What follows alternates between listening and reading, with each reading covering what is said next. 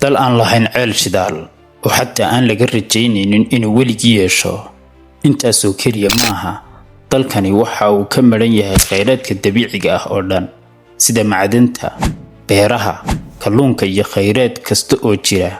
xataa biyaha la cabo waxa uu ka soo dhoofsadaa dalalka jaarkiisa. dalkani markii laga saaray midowgii uu ku jiray, ra'iisul wasaarihii xilligaasi telefishinada hortooda ayaa uu ka muujiyay cabsida uu ka qabo gaajada uu mudan doono shacabkiisu. balse maanta waa xarunta tiknoolajiyadda, ilbaxnimada, dheragga iyo dhaqaalaha qaarad dhan. maanta waa dal ay ku yaalaan in ka badan 70 xarumood oo kuwa xogta lagu kaydiyo ah.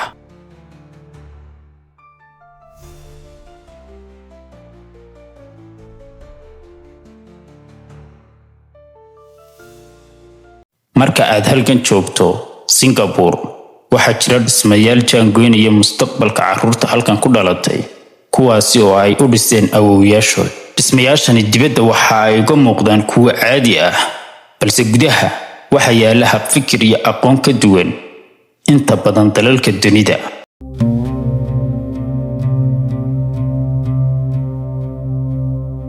aan dib ugu noqono taariikhda murugada badan ee ay soo mareen hogaamiyayaasha tiknoolajiyadda ee Koonfur Bari Aasiya. 1965kii markii si xooga looga saaray Singapore jasiiradihii ku midoobay Malaysia, ra'iisul wasaarihii xilligaasi ee Lee Kuan Yew waxa uu telefishinada horteeda ka soo muuqday isagoo ku dhawaaqay inay ka baxeen Malaysia noqdeenna dal madax bannaan.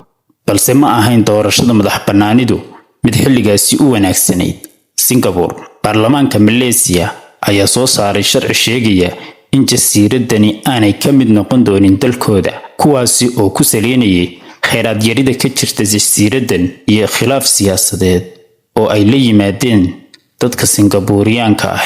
xilligaasi hay'adaha mucaawimada ee qaramada midoobay iyo dawladaha waaweynba waxay Singapore u arkayeen dal aan sii jiri karin, isla markaana mashaariicda mucaawinada kula soo biiri doona dalalka dunida saddexaad.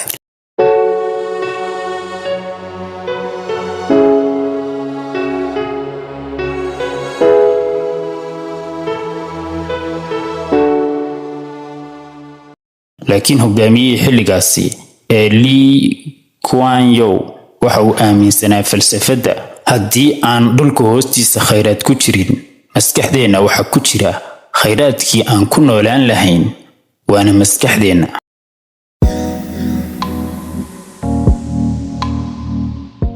su-aasha halxidhaalaha ee ugu adkeyd xilligaasi waxa ay ahayd sida loo dhisi karo dekedo, garoomo iyo magaalooyin casri ah, nadiif ah oo ammaan ah, kuwaasi oo u baahnaa dhaqaale adag oo lagu dhiso. dalkuna ma lahayn kheyraad uu dhoofiyo si uu u buuxiyo kharashka malaayiinka iyo bilaayiinka dollar ah ee ku bixi kara. haddaba sidee loo dhisi karaa mustaqbal aan kharash iyo kheyraad midna loo haynin?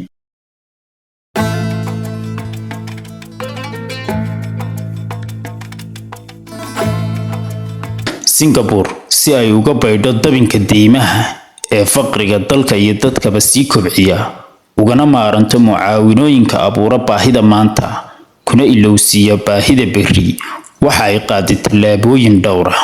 waxaa la sameeyay sanduuqa kaydka muwaadiniinta. muwaadin kasta waxaa laga jaray 20% mushaharkiisa ama dakhligiisa, halka shirkadaha yar ee farakutiriska ahna laga jaray 20% faa'iidada ay sameeyaan. tani waxay dalka ka badbaadisay inuu qaato deymo culus oo aanu qaadi karin. lacagtan ma aha cashuur, laakiin waa lacagtii muwaadinka uu lahaa oo loo kaydiyay.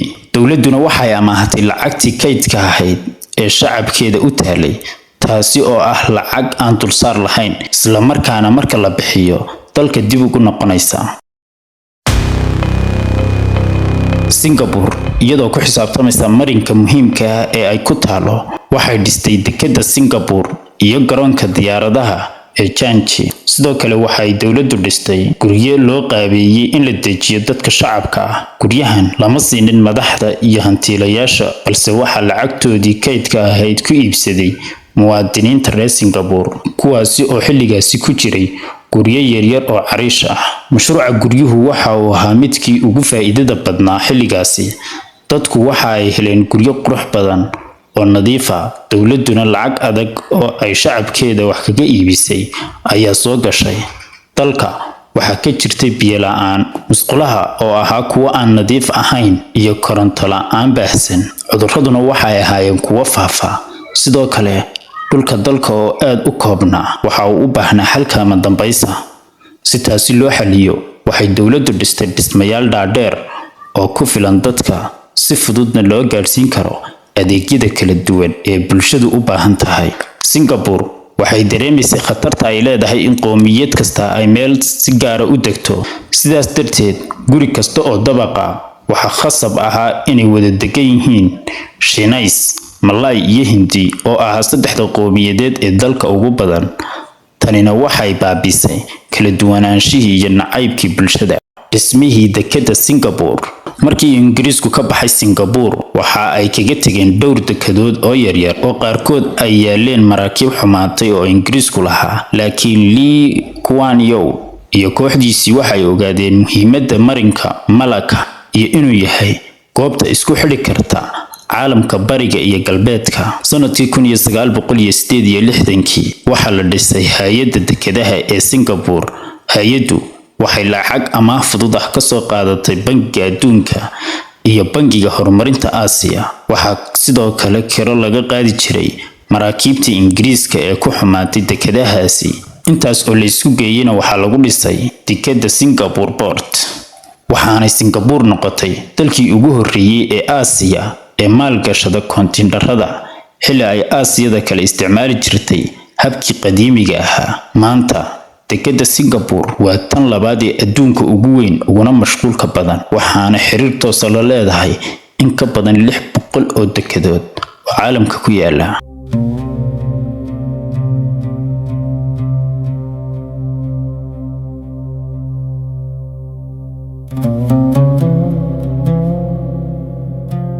mashruuca garoonka Shanghai Airport. Garoonkani waxa uu ka dhashay mid ka mid ah go'aamadii ugu adkaa taariikhda 1970-yadii. Xilligaasi waxa dawladda lagula taliyay inay ballaadhin ku samayso garoonka diyaaradaha ee Powai Labor oo uu ku baxayay kharash ka yar in la bilaabo garoon cusub. Laakiin ra'iisul wasaare Lee waxa uu go'aamiyay in deegaanka Shanghai laga dhiso airport weyn, dhulka oo yaraa darteedna garoonka 50% waxaa laga dul dhisayay badda dusheeda iyadoo la isticmaalayo carratuul iyo dhagxaan badan, taasi oo sii kordhinaysay kharashka ku bixi kara garoon caalami ah oo kala badh ka dhisan badda dusheeda. Dhaqaalaha badan ee lagu dhisay garoonka looma baahanin wax amaah dibadeed ah, waxaana lagu bixiyay lacagtii ka soo baxday mashruuca dekedda oo ka horreeyay mashruuca garoonka iyo lacagtii kaydka muwaadiniinta oo ay dawladdu amaahatay.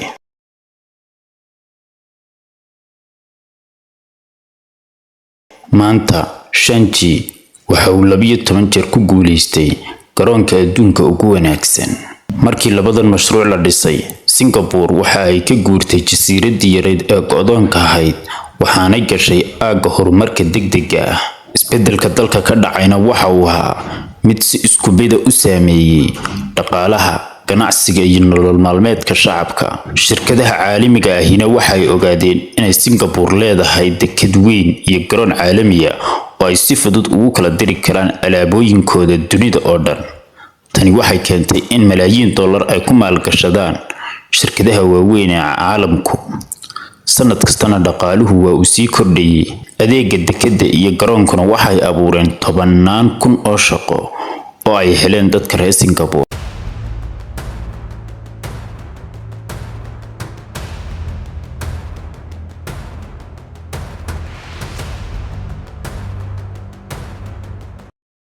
Singapore waxay ka guurtay dalkii shaqo la'aantu sareysay, waxaana gaadhay heer ay dibadda ka soo dhoofsato shaqaale kadib markii ay shaqooyinkii ka bateen dadkii reer Singapore ee muwaadiniinta ahaa. Dekedda Singapore waxa ay noqotay goobta ay ku kulmaan kumanaan maraakiibta u kala gooshaya Yurub, Aasiya iyo Mareykanka. Garoonkii Shanghai waxa uu isku beddelay xarunta ugu weyn dunida ee ay diyaaraduhu ku hakadaan, kuwaasi oo u kala safraya bariga dhexe, Aasiya iyo Australia. waxaana loo bixiyay dariiqa Kangaroo Route.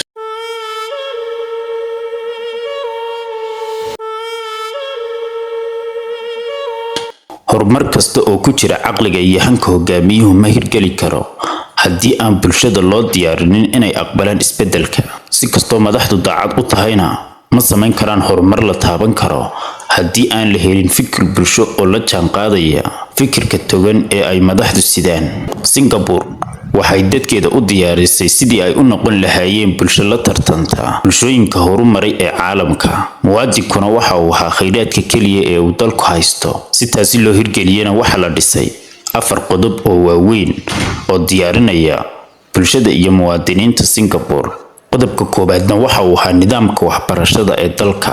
dhismaha nidaam waxbarasho oo tayo leh kaasi oo ka turjumaya baahida dhabta ah ee dalka ayaa loo sameeyay Singapore, maadaama oo aanay lahayn khayraad ay iibiso, dadkuna aanay u baahnayn afkooda, maadaama oo aanay jirin adeeg alaabeed oo loo soo doonanaya. taasi waxay khasabtay in Singapore ay noqoto adeegayaal fiican oo yaqaana luqadaha ajnabiga. waxbarashadana waxa khasab laga dhigay in qof kasta uu barto luqadda Englishka waxa laga dhigay luqadda rasmiga ah ee dawladda. tanina waxay keentay in fursadda qofka muwaadinka ahi ugu adeegi karo shirkadaha caalamiga ah ee dalka imanaya ay noqoto mid sareysa. waxa kale oo xoog la saaray aqoonta sayniska iyo xisaabta si marka ay warshadaha caalamiga ah ay yimaadaan dalka aan loogu baahanin farsamayaqaano iyo xisaabayaal ajnabi ah. shaqadana ay u helaan muwaadiniinta dalku. waxa kale oo dalka laga dhaqan geliyay xeerka maxaad taqaan inteese ka taqaanaa, taasi oo ah shaqada waxa lagu helayaa sida loo kala caqli iyo cilmi badan yahay. qof kasta oo aad ku aqoon iyo aqli badan tahay adiga ayaa kaga xaqli shaqo kasta. si bulshada kala qaybsanaanteeda loo ilaaliyo isla markaana midnimada iyo isdhexgalka loo xoojiyo, guryaha waxaa loo dejiyay qaab isku dhaf ah, taasi oo keentay ilbaxnimo iyo midnimo ku salaysan wax wada qabsi. kuwaasi oo ah nidaam waxbarasho oo ka midaysan manhajka waxa la baranayo, qaabka loo degayo iyo qaabka cadaaladda ah ee shaqada lagu helayo.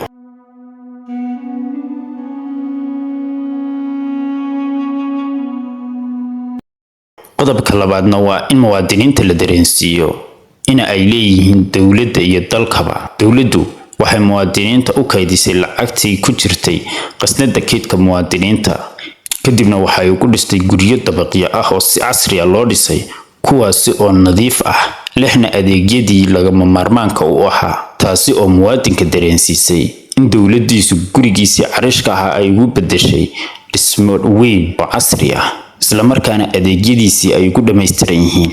markii uu muwaadinku ogaaday inuu guriga isagu leeyahay, dekadu tahay tiisii oo loogu shaqaynayo, dalkana uu qayb ka yahay, waxa uu bilaabay inuu dalkiisa u shaqeeyo si daacadana u difaaco hantidiisa. waxa uu ogaaday in qof kasta juhdiga iyo dadaalka uu bixiyo uu wax ku helayo ee aanay ku xidhnayn qoomiyadda iyo qabiilka uu yahay.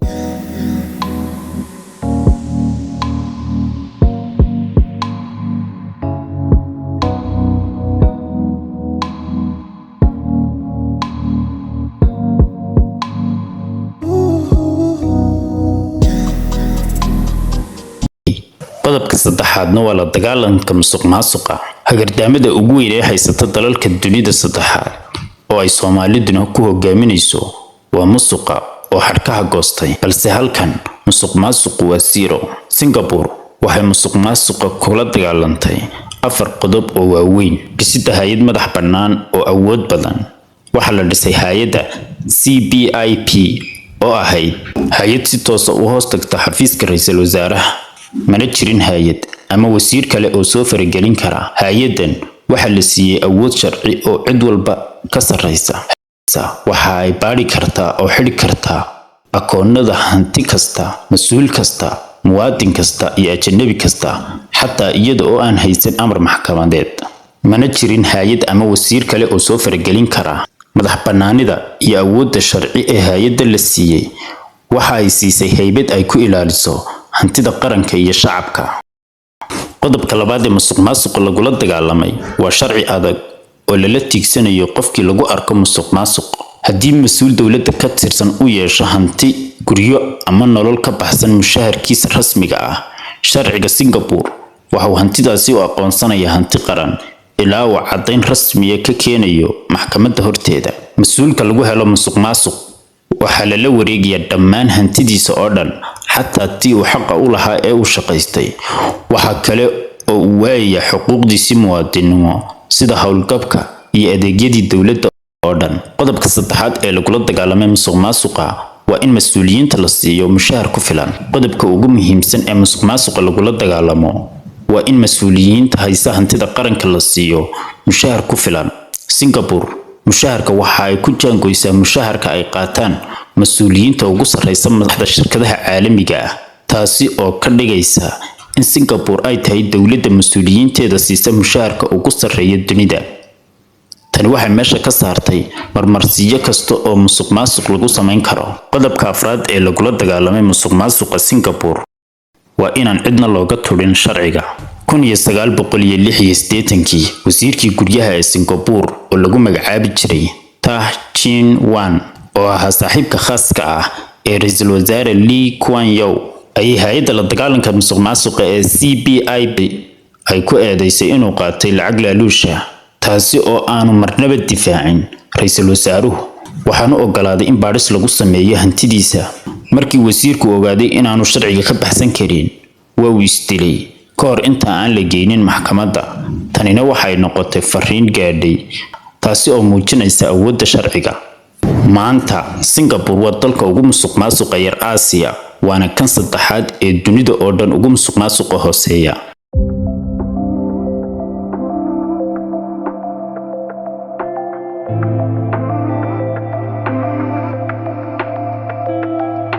sharciyada la yaabka leh ee ka jira Singapore.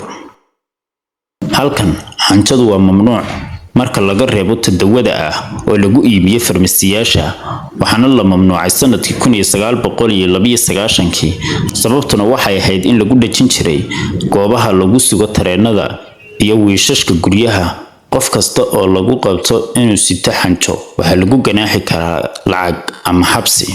sidoo kale waxaa mamnuuca in lagu kaasho wiishashka dhexdooda. Singapore waxay leedahay dhul aad u yar, sidaas darteed dadku waxa ay degan yihiin guryo dabaqyo ah oo dhaadheer oo isticmaala wiishashka korontada ku shaqeeya. wiish kastana waxa ku xidhan sensor dareemaya kaadida. haddii qof ku kaajo wiishka, waa uu istaagayaa, albaabkuna waa uu isxidhayaa ilaa uu boolisku ka yimaado oo qofkaasi la xidho. waxa kale oo mamnuuca inaad shimbiraha ku quudiso. haddii aad shimbira u daadiso hadhuudh ama masago, waxaad la kulmi doontaa ganaax lacageed. Singapore waxay ogaatay muhiimadda maskaxda dadkeeda iyo faa'iidada goobta ay ku taalo, waxaanay samaysatay sharciyadii lagu aamini lahaa iyo kaabayaashii dhaqaale ee loo baahnaa. maantana waa dalka muwaadiniintiisu ay qaataan mushaharka ugu sarreeya dunida iyaga oo aan lahayn wax khayraad ah oo dhulkooda ka soo baxa. taasi oo muujinaysa in dadku aanay u kala qaniisanayn siday u kala khayraad badan yihiin, balse ay u kala qaniisan yihiin sida ay isku fahmaan, u midoobaan, isla markaana wax u qabsadaan.